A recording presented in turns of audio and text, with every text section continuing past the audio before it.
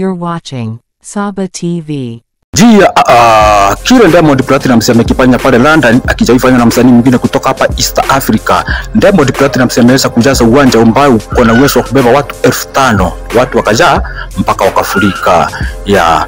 This is Saba TV Entertainment News. Another update ilikuwa msanii Kanye West ameweza kubandisha jina kwa mara ya pili. Aliposaliwa alito Kanye Omar West. 2021 wakabandisha akajita Ye. Sasa ameongeza imekuwa Ye.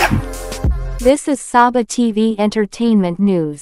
Juma ijayo kama kwa kura manake Professor Jay Jose Kamili na QC wanaachia kazi mpya ambayo inaitwa Ebenezer. Kama kwa kura manake unajua watu wakiingia pamoja hiyo ni balaa. Hii ni Saba TV, inaitwa Eric Saba 216. Namba 1 ni mimi, namba 2 ni mimi, namba 3 ni mimi, namba 4 na namba 5 na kuasia wewe. Usibonyeze utaniudhi.